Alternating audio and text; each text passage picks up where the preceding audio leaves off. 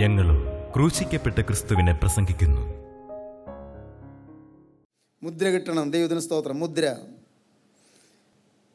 ഒരിക്കൽ സാധു സുന്ദർ സിംഗ് ഭക്തനായ ഒരു മിഷണറി ആയിരുന്നു, ഭക്തനായ ഒരു വിശ്വാസിയായിരുന്നു, വിശുദ്ധനായിരുന്നു. ഒരു സിഖ് ബ്രാഹ്മണ യുവാവ് ക്രിസ്ത്യാനിയായി തീർന്നു. വിശുദ്ധ വചനം വിശ്വസിച്ചു.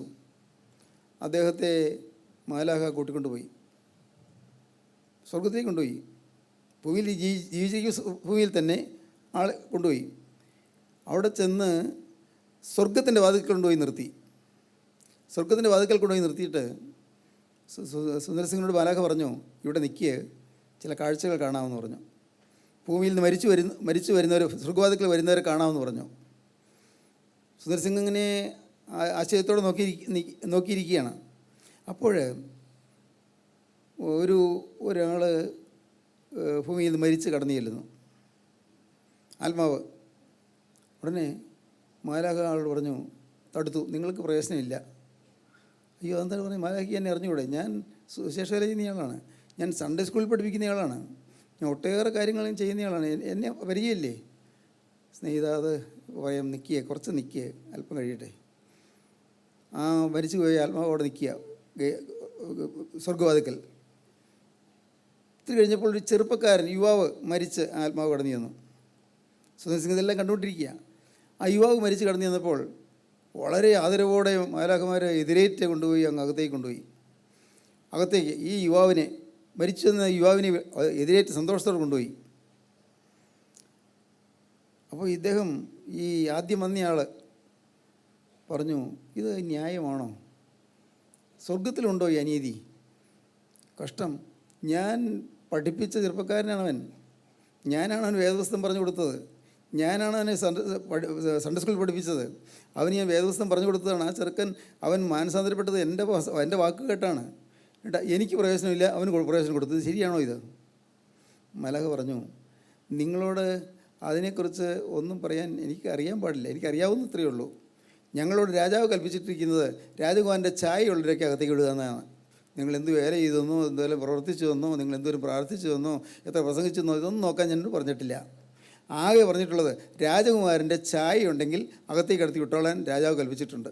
ഇപ്പോൾ വന്ന ചെറുപ്പക്കാരന് രാജകുമാരൻ്റെ ചായയുണ്ട്, കർത്താവായ യേശുക്രിസ്തുവിൻ്റെ ചായയുണ്ട്.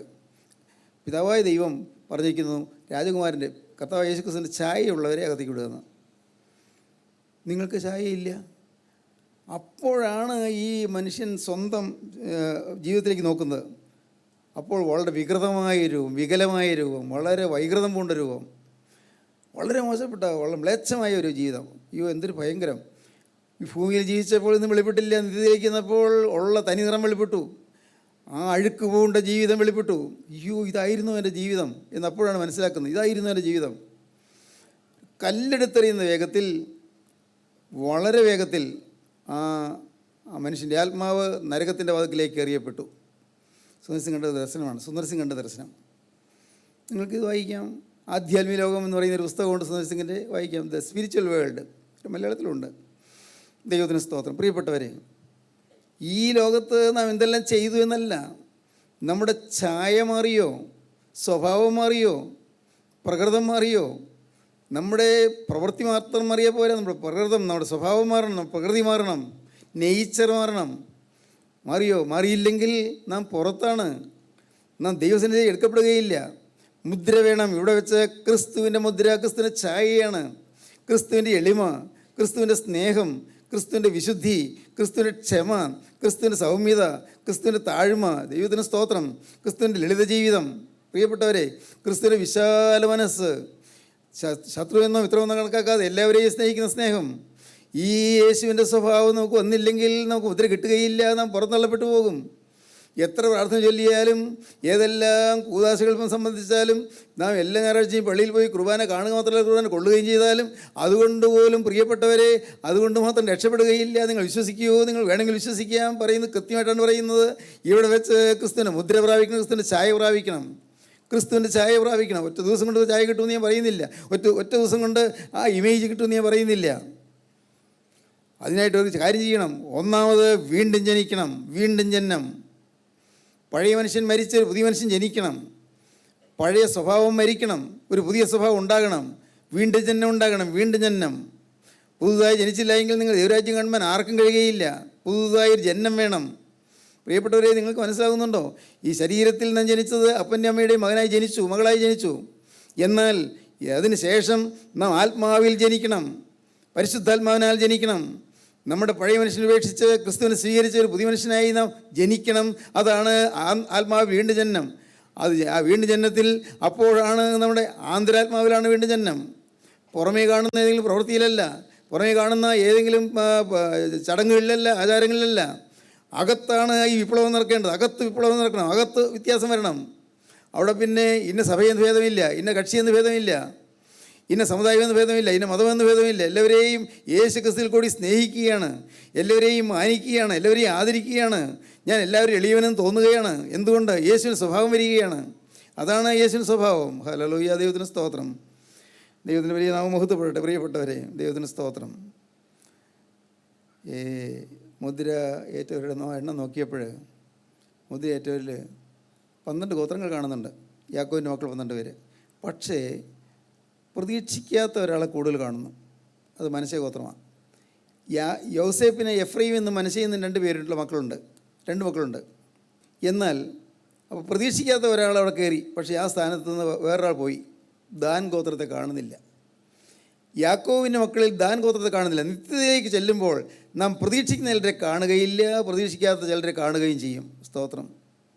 നിത്യതയിലേക്ക് ചെല്ലുമ്പോൾ ഒരു പഴയ കഥയുണ്ട്.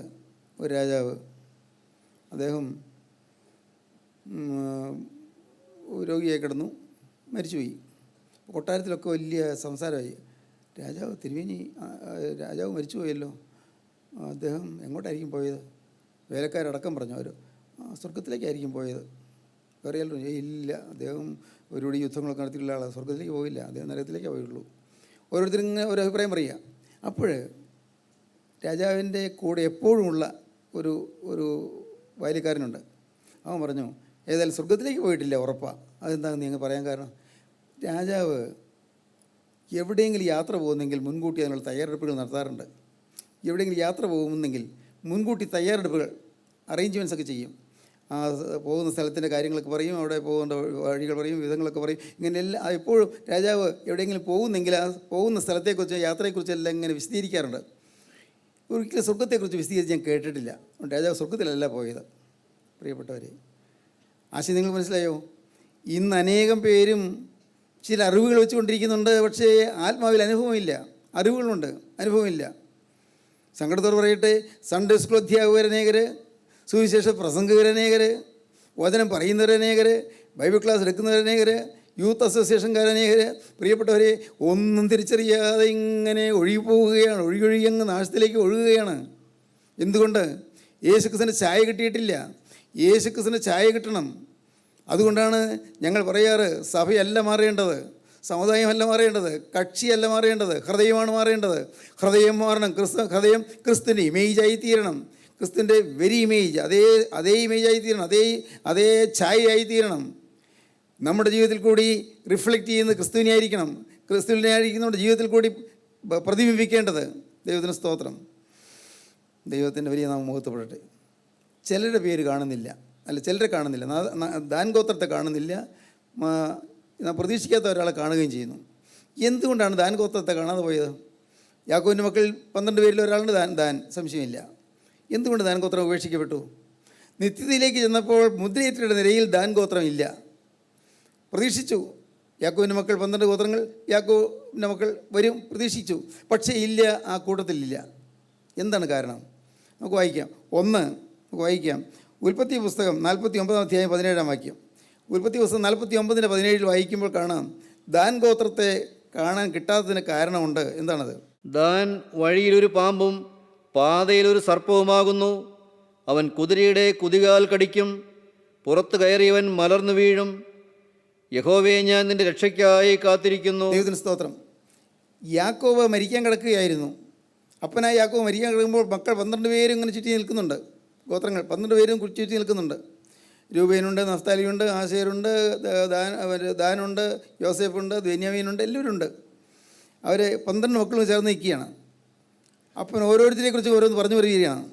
പ്രവചനം പറയുന്നത്, അപ്പോൾ മരിക്കാൻ നേരത്ത് മക്കളുടെ ഭാവി എങ്ങനെയാണെന്ന് പറയുകയാണ്. മക്കളുടെ ഭാവി എന്തായി തീരുമെന്നാണ് പറയുന്നത്. എന്താ പ്രയോജനം? ദാൻ വഴിയിൽ ഒരു പാമ്പ്, പാതയിൽ ഒരു സർപ്പം. ഒന്ന് വായിച്ചേ. ദാൻ വഴിയിലൊരു പാമ്പും വഴിയിൽ ഒരു പാമ്പും പാതയിലൊരു സർപ്പവുമാകുന്നു. പാതയിലൊരു സർപ്പവുമാകുന്നു. ദാൻ അവൻ്റെ ജീവിതത്തിൽ അവനൊരു പാമ്പിൻ്റെ സ്വഭാവമാണ്. കടിക്കുന്നവൻ്റെ ജീവൻ പോകത്തക്കവണ്ണം വിഷമമിക്കുന്നവനാണ്. വിഷമണകത്ത്. ദാൻ വഴിയിലൊരു പാമ്പാണ്, വഴിയിൽ പാത്ത് കിടക്കുകയാണ്. വഴിയിലൊരു പാമ്പും പാതയിലൊരു സർപ്പവുമാകുന്നു. അവൻ കുതിരയുടെ കുതികാൽ കടിക്കും. കുതിരപ്പുറത്ത് കയറി ഒരാൾ ഓടിച്ചു പോകുമ്പോൾ കുതിരയുടെ കുതികാലിൽ അവൻ കടിക്കും. കുതിര അവിടെ ചത്തുമലച്ചു വീഴും. പുറത്ത് കയറിയവൻ മലർന്നു വീഴും. പുറത്ത് കുതിരപ്പുറത്തിരിക്കുന്നവൻ മലർന്നുറച്ച് വീഴും. ചതിയനാണ് ഈ ദാൻ. ദാൻ വിഷം വമിക്കുന്നവനാണ്. വിഷം. ചില ആളുകൾ വിഷം വമിക്കുന്നവരുണ്ട്. വിഷം പുറമേയുള്ള വിഷമല്ല, അവരുടെ വാക്കുകളിൽ വിഷമുണ്ട്, അവരുടെ സംസാരത്തിൽ വിഷമുണ്ട്, അവരുടെ പെരുമാറ്റത്തിൽ വിഷമുണ്ട്. അനേകരെ ഈ വിഷം വമിച്ച് നശിപ്പിക്കുന്ന സ്വഭാവമുള്ള ആളുകളുണ്ട്. ദാൻ വഴിയിലൊരു പാമ്പും പാതയിലൊരു സർപ്പവുമാകുന്നു. അവൻ കുതിരയുടെ കുതികാൽ കടിക്കും. കുതിരപ്പുറത്ത് കയറിയവൻ മലർന്നടിച്ച് വീഴും. പിന്നെ പറയുന്ന വാക്കുകൾ ശ്രദ്ധിക്കണം. യഹോവേ ഞാൻ നിന്റെ രക്ഷയ്ക്കായി കാത്തിരിക്കുന്നു. ഞാൻ നിന്റെ രക്ഷയ്ക്കായി കാത്തിരിക്കുന്നു. അത് പറയുന്ന കാരണം അറിയാമോ? യാക്കോബ് പറയുകയാണ്, ദൈവമേ എൻ്റെ മോൻ ഇങ്ങനെ ആയിപ്പോയല്ലോ, അവൻ്റെ ഭാവി നഷ്ടപ്പെട്ടു പോകുന്നല്ലോ. യഹോവേ ഞാൻ നിന്റെ രക്ഷയ്ക്കായി കാത്തിരിക്കുന്നു. എൻ്റെ മോൻ ഇങ്ങനെ ആയിപ്പോയതിൽ സങ്കടമുണ്ട്. യാക്കോബിന് സങ്കടമുണ്ട്. യാക്കോബ് ആത്മാവിൽ ദർശിക്കുകയാണ്, വരാൻ പോകുന്ന കാര്യം ദർശിക്കുകയാണ്. യാക്കോബിൻ്റെ മകനായ ദാൻ ദൈവസന്നിധിയിൽ എത്തുകയില്ല എന്നുള്ളതായ ആ വേദനാകരമായ കാര്യം ഓർത്തുകൊണ്ട് യാക്കോബ് നിലവിളിക്കാൻ, എൻ്റെ ദൈവമേ ഞാൻ നിൻ്റെ രക്ഷയ്ക്കായി കാത്തിരിക്കുന്നു. സ്തോത്രം. ദാന് പറ്റിയ തെറ്റ്, അവൻ പാമ്പിൻ്റെ സ്വഭാവമുള്ളവനാണ്, വിഷം വമിക്കുന്നവനാണ്. വിഷം. ഇന്ന് മനുഷ്യരിൽ അങ്ങനെ വിഷം വമിക്കുന്നവരുണ്ടല്ലോ. വിഷം വമിക്കുന്നവർ, ചതിക്കുന്ന വാക്കുകൾ, വഞ്ചിക്കുന്ന വാക്കുകൾ, കെണിയിലാക്കുന്ന വാക്കുകൾ, കബളിപ്പിക്കുന്ന വാക്കുകൾ, പലതരത്തിൽ ദോഷങ്ങൾ വരുത്തുന്ന വാക്കുകൾ. ദൈവത്തിന് സ്തോത്രം. ദൈവത്തിന് വലിയ നാമം മഹത്വപ്പെടട്ടെ. ദൈവത്തിന് സ്തോത്രം. അടുത്ത രണ്ടാമത്തെ കാര്യം, 1 ഉൽപ്പത്തി 49:17. രണ്ടാമത്തേത് ആവർത്തന പുസ്തകം 33-ാം അധ്യായം 22-ാം വാക്യം. ദാനെക്കുറിച്ച് അവൻ പറഞ്ഞത്, ദാൻ ബാലസിംഹമാകുന്നു. ദാൻ ബാലസിംഹമാകുന്നു. മോശ പറയുകയാണ്. അപ്പനായ യാക്കോബ് പറഞ്ഞു കഴിഞ്ഞ ശേഷം, നീണ്ട വർഷങ്ങൾക്ക് ശേഷം മോശ പറയുകയാണ്, ദാൻ ഒരു ബാലസിംഹമാകുന്നു. അവൻ ബാശാനിൽ നിന്ന് ചാടുന്നു. ബാശാനിൽ നിന്ന് ചാടുന്നു. ബാശാനിൽ ചാടുന്ന ബാലസിംഹം പോലെ അവൻ മൃഗങ്ങളുടെ രാജാവായി വാഴുന്നു. എല്ലാവരുടെയും നേതാവായി വാഴുന്നു. അവന് നേതാവായാൽ മതി, അവന് ഉന്നത സ്ഥാനം കിട്ടിയാൽ മതി. സ്ഥാനമോഹം. അവന് രാജാവായി വാഴാനാണ് അവൻ്റെ ആഗ്രഹം. അവനെ എല്ലാവരും പരിഗണിക്കണം, അവനെല്ലാവരും കുമ്പിടണം, അവനെല്ലാവരും താഴ്ന്ന് ആരാധിക്കണം, അവൻ്റെ മുമ്പിൽ എല്ലാവരും താഴണമെന്നാണ് എൻ്റെ ചിന്ത. ആരെയും ഒപ്പം നിർത്താൻ താല്പര്യമില്ല. എല്ലാവരെയും തന്നേക്കാൾ താഴെ നിർത്തും. അവൻ ബാലസിംഹമാകുന്നു. കടിച്ചു കീറുന്ന ബാലസിംഹം. അവൻ ദാൻ ബാലസിംഹമാകുന്നു. അവൻ ബാശാനിൽ നിന്ന് ചാടുന്ന പ്രകൃതം, എടുത്തു ചാടി കോപിക്കുന്ന പ്രകൃതം, പെട്ടെന്ന് ഉഗ്രമായി കോപിക്കുന്ന പ്രകൃതം. ഇന്ന് അനേക മനുഷ്യർ അങ്ങനെയുണ്ട്. പെട്ടെന്ന് കോപം വരുന്നു. എന്തിനാണ് പിന്നെ കുറച്ച് കഴിഞ്ഞ് ചിന്തിക്കുമ്പോൾ, ശാന്തമായതിനു ശേഷം ചിന്തിക്കുമ്പോൾ, എന്തിനാണ് ഞാൻ കോപിച്ചത്? അറിയാൻ പാടില്ല. ഞാൻ എന്തിനാണ് കോപിച്ചത്? ഞാൻ എന്തിനാണ് കോപിച്ചത്? അന്നേരം സങ്കടം തോന്നും. അയ്യോ കോപിക്കണ്ടായിരുന്നു.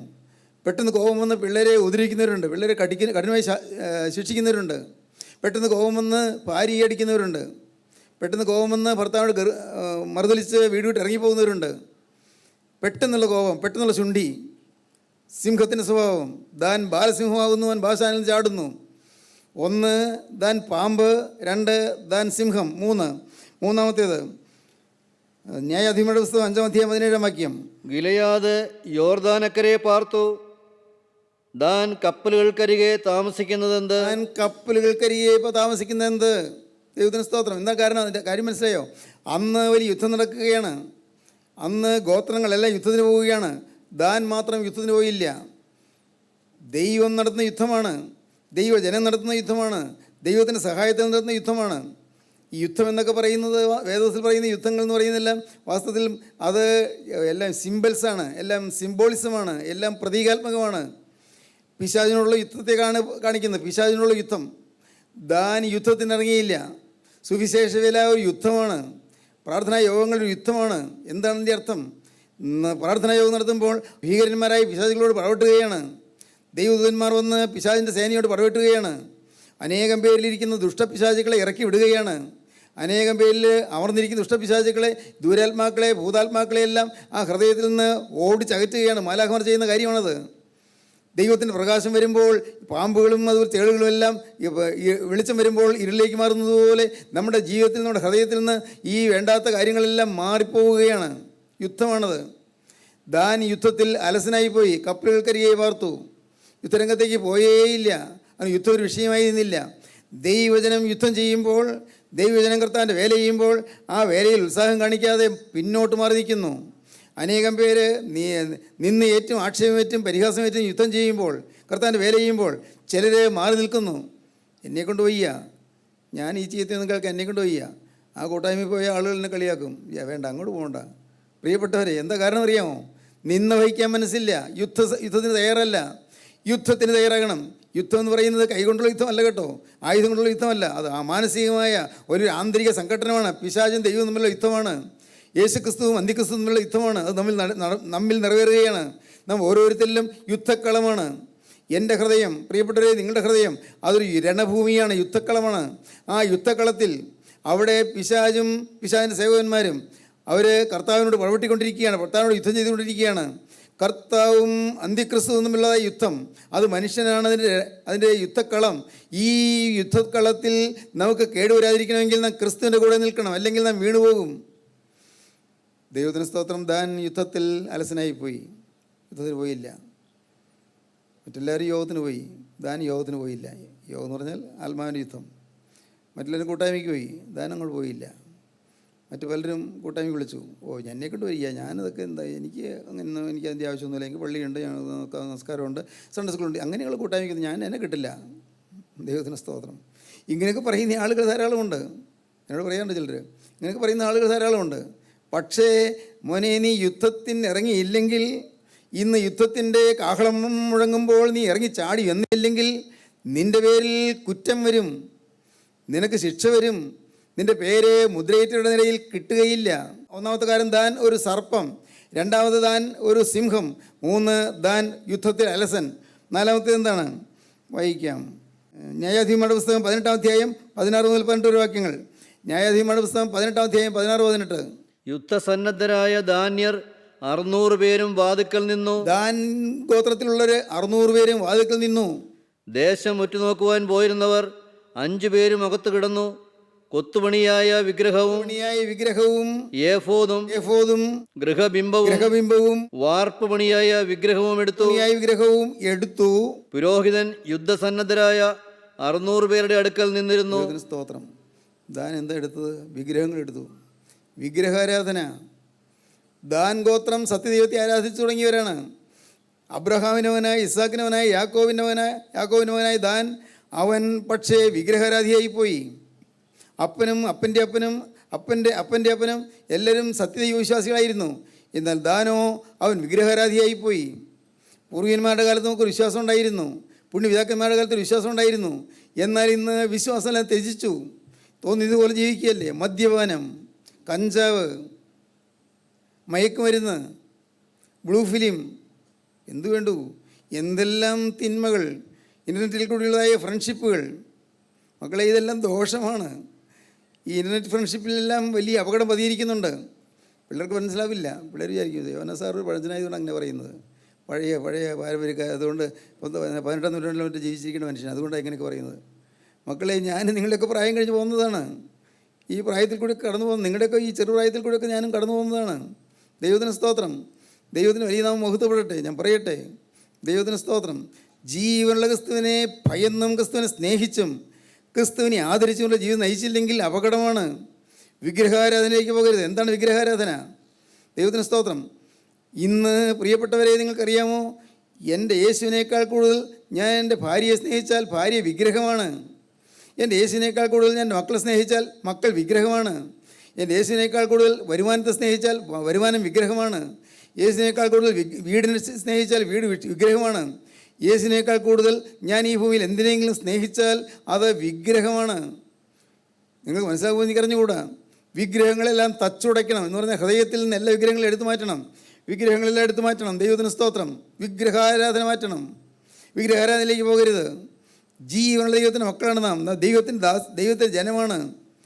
യഹോവ ദൈവമാം, വിശുദ്ധ ജാതി നാം, അവൻ അവകാശമാം ജനം നാം. പരദേശികൾ നാം, ഭാഗ്യശാലികൾ. ഇതുപോലൊരു ജാതി ഉണ്ടോ എന്ന് പാടി. ദൈവത്തിന് സ്തോത്രം. സഹോദരങ്ങളെ, നിങ്ങളുടെ ജീവിതത്തിൽ എന്താണ് വിഗ്രഹം എന്ന് കണ്ടുപിടിക്കണം. പണം വിഗ്രഹമായിരിക്കുന്ന അനേകം ആളുകളുണ്ട്. പണമാണ് വിഗ്രഹം. ലോകത്തിൻ്റെ ബഹുമതിയാണ് വിഗ്രഹം. ആളുകളെ മാനിക്കണം, സ്നേഹിക്കണം. എല്ലാവരും എന്നെ ആദരിക്കണം, എന്നെ എന്നെ അംഗീകരിക്കണം. ഇതെല്ലാം വിഗ്രഹമാണ്. എല്ലാം താഴെ വയ്ക്കണം. വേണ്ട വേണ്ട ഈ ലോകമെമ്പും പ്രിയനെ നീ മതി. എന്താണത്?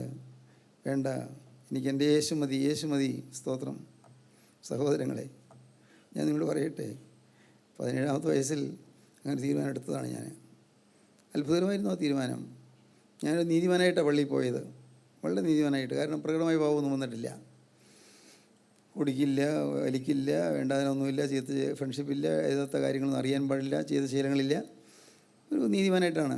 എല്ലാ ഞായറാഴ്ച പള്ളിയിൽ പോകും, നമസ്കാരം എല്ലാം ഉണ്ട്. വീട്ടിൽ 2 നേരം നമസ്കാരം, അത് കുമ്പിട്ടുള്ള നമസ്കാരങ്ങൾ, കൗമ മുഴുവൻ ചെയ്ത് തികച്ചുള്ള നമസ്കാരങ്ങളെല്ലാം ആയിരുന്നു. ദൈവത്തിന് സ്തോത്രം. പക്ഷേ ഇതെല്ലാം ആയിരുന്നെങ്കിലും എൻ്റെ ഹൃദയം ദുഃഖമായിരുന്നു. ഹൃദയം ആകെ വാടി തകർന്നതായിരുന്നു. ഞാൻ അന്ന് ഞങ്ങളുടെ പള്ളിയിൽ ഒരു വിശേഷ യോഗം നടന്നപ്പോൾ ഞാനും പോയി, അമ്മയും പോയി, പെങ്ങളും പോയി. ഞങ്ങൾ 3 പേരേ ഉള്ളൂ. ദൈവത്തിന് സ്തോത്രം. അന്ന് രാത്രി വചനം കേട്ടപ്പോൾ എൻ്റെ ഉള്ളിൽ തകർന്നു. വചനം കേട്ടപ്പോൾ ഞാൻ നെടുവീർപ്പെട്ടു. വചനം കേട്ടപ്പോൾ ഞാൻ കരയാൻ തുടങ്ങി. വചനം കേട്ടപ്പോൾ എൻ്റെ ശബ്ദം പുറത്തു വരാതിരിക്കാൻ ഞാൻ വായ അമർത്തി പിടിച്ചു. വചനം കേട്ടപ്പോൾ എൻ്റെ കണ്ണീര് ഇങ്ങനെ ഒഴുകുന്നത് ഞാൻ കൂടെ കൂടെ ഒപ്പിക്കൊണ്ടിരുന്നു. ദൈവത്തിന് സ്തോത്രം. പ്രിയപ്പെട്ടവരെ, സത്യവചനം കേട്ടു, എൻ്റെ ഉള്ളം കർത്താവിനായിട്ട് കൊടുത്തു. അന്ന് ഈ ജീവിതം യേശുവിൻ്റെ കയ്യിലേക്ക് കൈമാറി. സ്തോത്രം. ഞാൻ പിടിച്ചുകൊണ്ടിരുന്ന ജീവിതം യേശുവിൻ്റെ കയ്യിലേക്ക് കൊടുത്തു. അല്ല, പിശാച് വാണുകൊണ്ടിരുന്ന ജീവിതം യേശുവിൻ്റെ കയ്യിലേക്ക് കൊടുത്തു. ഞാൻ പിടിച്ച ജീവിതം എന്ന് പറയുന്നത് അത്ര ശരിയാവില്ല. പിശാചാണ് വാണ്ടിരുന്നത്. നിരാശ പിശാചിൻ്റേതാണ്. ദുഃഖം പിശാചിൻ്റേതാണ്. ജീവിതത്തിൽ വിരസത പിശാചിൻ്റേതാണ്.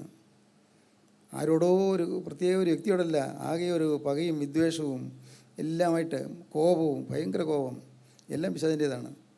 പിശാചിൻ്റെ കയ്യിലിരുന്ന ജീവിതം യേശുവിൻ്റെ കയ്യിലേക്ക് കൈമാറി. യേശു അത് കൈനീട്ടി വാങ്ങി. യേശു നടന്ന് എൻ്റെ ഹൃദയത്തിലേക്ക് വന്ന് കയറി. ഹല്ലേലൂയ, ദൈവത്തിന് സ്തോത്രം. ഈ പറയാൻ ലജ്ജയില്ല മക്കളെ. ദൈവത്തിന് സ്തോത്രം. നിങ്ങൾക്ക് വേണമെങ്കിൽ യേശുവിനെ സ്വീകരിക്കാം. ദാൻ ഗോത്രത്തെ പോലെ അബദ്ധം പറ്റരുത്. വിഗ്രഹങ്ങളുടെ പുറകെ പോകരുത്. നിങ്ങൾക്ക് ഈ ലോകത്ത് ആശ്രയിക്കാനും നിങ്ങൾക്ക് ആശ്രയിക്കാനും വിശ്വസിക്കാനും യേശു മാത്രമേ ഉള്ളൂ. ചാരാൻ യേശു മാത്രമേ ഉള്ളൂ. ഒടിയാത്ത കൊമ്പ്, ജീവനുള്ള കൊമ്പ്, ദാവീദിൻ്റെ കൊമ്പ്, ഇശായിയുടെ വേര്, ദാവീദിൻ്റെ വേരും വംശവംശപരമായി ഉദയനക്ഷത്രവുമായവൻ, ആദിയില്ലാത്ത ആദിയും അന്തമില്ലാത്ത അന്തവുമായവൻ, അവനാണ് ഇന്ന് നിങ്ങളുടെ അടുക്കലേക്ക് വന്നിരിക്കുന്നത്. അവനാണ് നിങ്ങളോട് സംസാരിച്ചു കൊണ്ടിരിക്കുന്നത്. ഞാനിവിടെ ദൂരെയാണല്ലോ ഇരിക്കുന്നത്, പക്ഷേ നിങ്ങളുടെ അടുത്തേക്ക് യേശു വന്നിട്ടുണ്ട്. യേശുവെ നിങ്ങൾ കൈ നീട്ടി വാങ്ങാം. യേശുവെ, നീ ആരോരുമില്ലാത്തതിനെ പോലെ നീ വന്നിരിക്കുന്നുവോ? സ്വർലോകത്തിൻ്റെ അധിപതിയെ, സർവ്വചരാചരങ്ങളുടെയും സൃഷ്ടാവെ, അവിടുന്ന് ഒരു യാചകനെ പോലെ വന്ന് എൻ്റെ മുമ്പിൽ നിന്ന് കൈ നീട്ടുന്നുവോ? കർത്താവേ, ഞാൻ എത്ര നിസ്സാരൻ, നീ എൻ്റെ മുമ്പിൽ നിന്ന് കൈ നീട്ടുവോ? മകനെ, അതേ, ഞാൻ നിൻ്റെ മുമ്പിൽ നിന്ന് കൈ നീട്ടുകയാണ്. നിൻ്റെ മുമ്പിൽ നിന്ന് ഞാൻ എൻ്റെ കൈ നീട്ടിക്കൊണ്ട് എൻ്റെ കയ്യിലേക്ക് നീ നോക്കാമോ? കയ്യിൽ ആണിപ്പാട് കാണാം. നിൻ്റെ നേരെ ഞാൻ എൻ്റെ കൈ നീട്ടിക്കൊണ്ട് നിനക്ക് വേണ്ടി ഞാൻ ദാഹിക്കുകയാണ്. കുഞ്ഞെ, നീ വരുമോ? എൻ്റെ കയ്യിലേക്ക് നീ നിന്നെ തരുമോ? സ്തോത്രം. ദാൻ ഗോത്രത്തിന് പേര് കിട്ടിയില്ല, മുദ്ര കിട്ടിയില്ല. 5-ാമത്തെ കാര്യം കൂടി പെട്ടെന്ന് പറയാം. ദൈവത്തിന് സ്തോത്രം. ന്യായാധിപന്മാരുടെ പുസ്തകം 18-27 വാക്യം. മീഖാവ് തീർപ്പിച്ചവയെയും അവനുണ്ടായിരുന്ന പുരോഹിതനെയും അവർ കൊണ്ടുപോയി ലയീസിൽ സ്വൈരവും നിർഭയവുമായിരുന്ന ജനത്തിൻ്റെ അടുക്കലെത്തി അവരെ വാളിൻ്റെ വായ്ത്തരയാൽ വെട്ടി പട്ടണം തീ വെച്ച് ചുട്ടുകളഞ്ഞു. സ്വൈര്യമായ ജനത്തിനിടയിലേക്ക് ദാൻ ഗോത്രത്തിലുള്ളവർ കടന്നു ചെന്നു. നിർഭയരായ ജനത്തെ വാൾ കൊണ്ടുവെട്ടി പട്ടണം തീയിട്ട് ചുട്ടുകളഞ്ഞു. ദാന്യർ അക്രമം ചെയ്തു, ദുഷ്ടത ചെയ്തു. സ്നേഹിതരെ, നിങ്ങൾ ആരെങ്കിലും ദുഷ്ടത ചെയ്തിട്ടുണ്ടോ? ഏതെങ്കിലും ദോഷം ചെയ്തിട്ടുണ്ടോ? ആർക്കെങ്കിലും ദ്രോഹം വരുത്തിയിട്ടുണ്ടോ? ആർക്കെങ്കിലും നഷ്ടം വരുത്തിയിട്ടുണ്ടോ? ആർക്കെങ്കിലും കഷ്ടം വരുത്തിയിട്ടുണ്ടോ? ആർക്കെങ്കിലും നഷ്ടം വരുത്തിയിട്ടുണ്ടോ? ചിന്തിക്കൂ പ്രിയപ്പെട്ടവരെ, ദോഷമാണ്. ആരെയും നോവിക്കരുത്, ആരുടെ ഹൃദയം നൊമ്പരപ്പെടുത്തരുത്. ആരെയും നോവിക്കരുത്. ആരുടെ ഹൃദയം നൊമ്പരപ്പെടുന്ന രീതിയിലൊരു വാക്കോ ഒരു അക്ഷരം പോലും വരരുത് നിങ്ങളുടെ ജീവിതത്തിൽ. എപ്പോഴും സ്നേഹം മാത്രം, വിനയം മാത്രം, സൗമ്യത മാത്രം. ആ സ്നേഹം നിറഞ്ഞ ഹൃദയത്തിൽ നിന്ന് വരുന്നതായ അനുഗ്രഹത്തിൻ്റെ വാക്കുകളായിരിക്കണം നിങ്ങൾ മറ്റുള്ളവർക്ക് കൊടുക്കുന്നത്. ദൈവത്തിന് സ്തോത്രം. അനുഗ്രഹിക്കുന്നവരായിരിക്കണം നിങ്ങൾ. എല്ലാവരെയും അനുഗ്രഹിക്കണം. എല്ലാവരെയും ഉയർത്തണം. ആരെല്ലാം താണു കിടക്കുന്നവരെല്ലാം ഉയർത്താൻ നോക്കണം. ദൈവത്തിന് സ്തോത്രം. ഏതെല്ലാം രീതിയിൽ സഹായിക്കാൻ പറ്റുമോ അതെല്ലാം സഹായം ചെയ്യാൻ നോക്കണം. കർത്താവിന് സ്തോത്രം. പ്രിയപ്പെട്ടവരെ, ഈ ജീവിതം വ്യർത്ഥമായി കളയാനുള്ളതല്ല. ഇത് പാഴാക്കാനുള്ള ജീവിതമല്ല. ഇത് വിലപ്പെട്ട ജീവിതമാണ്. ദുഷ്ടത, ദാൻ്റെ ജീവിതത്തിൽ ദുഷ്ടത വന്നു. 1 ദാൻ പാമ്പ്, 2 ദാൻ സിംഹം, 3 ദാൻ അലസൻ, 4 ദാൻ വിഗ്രഹാരാധി, 5 ദാൻ ദുഷ്ടൻ. ദൈവത്തിന് സ്തോത്രം. ഈ കാരണങ്ങൾ കൊണ്ട് ദാൻ്റെ പേര് മുദ്രയേറ്റയുടെ ഇടത്തിൽ കിട്ടിയില്ല. ദാൻ ഗോത്രത്തിൻ്റെ പേര് കിട്ടിയില്ല. ദൈവത്തിന് സ്തോത്രം. നിങ്ങളെന്ത് പറയുന്നു? നിങ്ങളുടെ ജീവിതത്തിൽ നിങ്ങൾക്ക് നിത്യജീവൻ്റെ മുദ്ര വേണമോ നിങ്ങൾക്ക് വേണമോ? ഇപ്പോൾ തന്നെ തരും, ഇപ്പോൾ തന്നെ കിട്ടും. തലകളെ ഉണക്കാം, കണ്ണുകളെ അടയ്ക്കാം. ദൈവത്തിന് സ്തോത്രം. അല്പസമയം ധ്യാനിച്ചുകൊണ്ടിരിക്കാം. ഈ ധ്യാനത്തിൻ്റെ സമയത്ത് നിങ്ങളുടെ മേൽ കർത്താവ് മുദ്ര ചാർത്തും. നിങ്ങൾ വിശ്വസിക്കുക, എൻ്റെ കർത്താവേ, ഞാൻ പാപിയാണ്. കർത്താവേ, സിംഹത്തിൻ്റെ അഹങ്കാരവും കോപവും എനിക്കുണ്ട്. എൻ്റെ കർത്താവേ, പാമ്പിൻ്റെ വഞ്ചനയും വിഷവും എനിക്കുണ്ട്. എൻ്റെ കർത്താവേ, ദാൻ ഗോത്രത്തിനുള്ളതുപോലെ വിഗ്രഹാരാധന എനിക്കുണ്ട്. ഞാൻ എൻ്റെ കർത്താവിനേക്കാൾ കൂടുതൽ മറ്റ് പലതിനെയും ഞാൻ സ്നേഹിച്ചു പോയി. കർത്താവേ, എൻ്റെ ദൈവമേ, എൻ്റെ ജീവിതത്തിലെ കർത്താവേ, ഞാൻ ദുഷ്ടത പ്രവർത്തിച്ചു പോയി. എൻ്റെ കർത്താവേ, എൻ്റെ ജീവിതത്തിൽ അനർത്ഥങ്ങൾ ഏറെ വന്നുപോയി. കർത്താവേ, തെറ്റുകൾ സംഭവിച്ചു പോയി. കർത്താവേ, ഇന്ന് നിൻ്റെ ആണിപ്പാടുള്ള കാര്യം എൻ്റെ നേരെ നീട്ടാമോ? ആ കാര്യത്തിൽ ഞാനിപ്പോൾ അകത്ത് ഞാൻ കാണുന്നു കയ്യിൽ തിരക്തം. യേശുവേ, നിൻ്റെ കയ്യിലെ ആ ആണിപ്പാടുകളിൽ തിരക്തം, നിൻ്റെ കാലിലെ ആണിപ്പാടുകളിൽ തിരക്തം, നിൻ്റെ ചങ്കിൽ കുന്തം കൊണ്ട് കുത്തിയപ്പോൾ തിരക്തം. കർത്താവേ, ആ പഞ്ചമുറികളിൽ നിന്ന് രക്തം വാർന്നൊഴുകുന്നു. ഞാനത് കാണുന്നു. കർത്താവേ, അതെനിക്ക് വേണ്ടിയാണല്ലോ നീ ഒഴുക്കിയത്. എൻ്റെ പാപമാണല്ലോ നീ വഹിച്ചത്. എൻ്റെ പാപത്തെ ശിക്ഷയാണല്ലോ നീ ഏറ്റത്. ഞാൻ വിശ്വസിക്കുന്നു. കർത്താവേ, ഞാൻ ഒന്നുകൂടി വിശ്വസിക്കുന്നു. യേശു ക്രിസ്തുവിൻ്റെ രക്തം സകല പാപവും പോക്കി എന്നെ ശുദ്ധീകരിക്കുന്നുവെന്ന്. പ്രിയപ്പെട്ടവരെ, നിങ്ങളിത് കേട്ടുകൊണ്ടിരിക്കുമ്പോൾ ഇപ്പോൾ നിങ്ങൾ കർത്താവിനോട് പറയാം, എൻ്റെ കർത്താവേ, നിൻ്റെ തിരക്തം എന്നെ കഴുകണമേ, ആ തിരക്തത്താൽ എന്നെ ശുദ്ധീകരിക്കണമേ, എനിക്കൊരു പുതിയ ജീവിതം തരണമേ. ഇതുവരെ ജീവിച്ചതുപോലെ അല്ല കർത്താവേ, ഒരു പുതിയ ജീവിതം എനിക്ക് തരണമേ. ഇനി ഞാനൊരു പുതിയ മനുഷ്യനായി ജീവിക്കാൻ എനിക്ക് കൃപ തരണമേ. അതാ എൻ്റെ ജീവിതം കൊണ്ട് യേശുവിന് മഹത്വം ലഭിക്കുവാൻ തക്കവണ്ണം, ദൈവനാമം വിശദീകരിക്കപ്പെടുവാൻ തക്കവണ്ണം, എൻ്റെ കരുണയുള്ള കർത്താവേ, അവിടുത്തെ രാജ്യഭൂമിയിൽ വരുവാൻ തക്കവണ്ണം, ഇന്നു മുതൽ ഞാൻ പുതിയ മനുഷ്യനായി ജീവിക്കുമെന്ന് നിങ്ങൾ ദൈവത്തോട് വാക്ക് പറയുമോ? ഇപ്പോൾ തന്നെ കർത്താവ് നിങ്ങൾ പറയുക, യേശുവേ, ഇത്രയും കാലം ഞാൻ പാവിയായി ജീവിച്ചു, ഇത്രയും കാലം മുദ്രയില്ലാത്തനായി ജീവിച്ചു, ഇത്രയും കാലം നിത്യമുദ്ര ലഭിക്കാത്തനായി ഞാൻ ജീവിച്ചു, ഇത്രയും കാലം ഞാൻ ആത്മീയം എന്താണെന്ന് അറിയാതെ ജീവിച്ചു. എൻ്റെ കരുണയുള്ള കർത്താവേ, ഇന്ന് എൻ്റെ ആത്മാവിൻ്റെ ഉടയനായ യേശുവിനോട് ഞാൻ വാക്ക് പറയുകയാണ്. യേശുവേ, ഇന്നു മുതൽ ഞാൻ എൻ്റെ പുതിയ സൃഷ്ടിയായിരിക്കും. ഹല്ലേലൂയ. യേശുവിനോട് നിങ്ങൾ പറയൂ, യേശുവേ, ഇന്നു മുതൽ ഞാൻ പുതിയ സൃഷ്ടിയായിരിക്കും. ഞാൻ നിങ്ങൾക്ക് പറഞ്ഞു തരാം, നിങ്ങൾക്ക് ഏറ്റു പറയാം, ആഗ്രഹമുണ്ടെങ്കിൽ ഏറ്റു പറയാം. മുദ്ര നിങ്ങൾക്ക് ലഭിക്കും. ദൈവത്തിന് സ്തോത്രം. നിങ്ങളുടെ പേര് ജീവൻ്റെ പുസ്തകത്തിൽ എഴുതി ചേർക്കും. ദൈവത്തിന് സ്തോത്രം. ഇന്ന് രാത്രി സ്വർഗം സന്തോഷിക്കും, മാലാഖമാർ ആനന്ദിക്കും. സ്വർഗ സന്തോഷത്താൽ മാലാഖമാർ ആനന്ദിക്കുന്നതും മാലാഖമാർ ആർപ്പെടുന്നതും നമുക്ക് കേൾക്കാൻ സാധിക്കും, കാണാൻ സാധിക്കും. സ്വർഗീയ സേനകൾ നിരനിരയായി നിന്നും ആർപ്പെടുന്ന ആഘോഷ ശബ്ദം കേൾക്കാൻ സാധിക്കും, ആരവാരം കേൾക്കാൻ സാധിക്കും. ദൈവത്തിന് സ്തോത്രം. യേശു നിങ്ങളെ തൊടുന്ന് നിങ്ങൾക്ക് അനുഭവിക്കാൻ സാധിക്കും. യേശുവിൻ്റെ ആണിപ്പോഴുള്ള കാര്യം നിങ്ങൾ തലമേൽ വയ്ക്കുന്നത് ഇപ്പോൾ തന്നെ നിങ്ങൾക്ക് അനുഭവിക്കാൻ സാധിക്കും. അങ്ങനെ തീരുമാനമെടുത്ത് പറഞ്ഞവരെ അവരുടെ കരങ്ങൾ ഉയർത്തിപ്പിടിക്കുകയും ഞാൻ പ്രാർത്ഥിക്കാം. സ്തുതികളിൽ മേലിറങ്ങി വരുന്ന കർത്താവ് നിങ്ങളെ തൊട്ട് നിങ്ങളെ പിടിക്കും, നിങ്ങളെ അനുഗ്രഹിക്കും. നിങ്ങൾക്ക് ഇരുകരം ഉയർത്തിപ്പിടിച്ചുകൊണ്ട് ദൈവത്തെ സ്തുതിപ്പാൻ പങ്കുചേരുക. ഹല്ലേലൂയ. ജീവനുള്ള ദൈവമേ, കരുണയുള്ള കർത്താവേ, അവിടുന്ന് ഞങ്ങളുടെ കൂടെ തന്നെ ഉള്ളതിനായി സ്തോത്രം. ഞങ്ങളെ സ്നേഹിക്കുന്ന നിത്യമഹാസ്നേഹത്തിനായി സ്തോത്രം. ഞങ്ങളുടെ മനസ്സിലിഞ്ഞ കൃപയ്ക്കായി സ്തോത്രം. എല്ലാവരെയും തൃക്കരം തൊട്ട് അനുഗ്രഹിച്ച് വാഴ്ത്തി അവിടെ പറഞ്ഞു വിടണേ കർത്താവേ. എല്ലാവരെയും അവിടുത്തെ മുദ്ര നൽകി അനുഗ്രഹിക്കണേ കർത്താവേ. ജീവിതത്തിൽ പുതിയ തീരുമാനത്തോടെ, പുതിയ സൃഷ്ടി എന്നുള്ള അനുഭവത്തോടെ ജീവിപ്പാൻ എല്ലാവർക്കും ഭാഗ്യം നൽകണമേ. എൻ്റെ നാഥ, അവിടുത്തെ രണ്ടാമത്തെ വരയിൽ പറന്നു വരുന്ന വിശുദ്ധന്മാരുടെ നിരയിൽ നിൽപ്പാൻ എല്ലാവർക്കും ഭാഗ്യം നൽകണമേ. എല്ലാവരെയും അനുഗ്രഹിക്കണമേ. യേശു ക്രിസ്തുവിൻ്റെ പരിശുദ്ധമായ നാമത്തിൽ പ്രാർത്ഥിക്കുന്ന കൃപയോടെ കേൾക്കണമേ. ആമീൻ. ഹല്ലേലൂയ.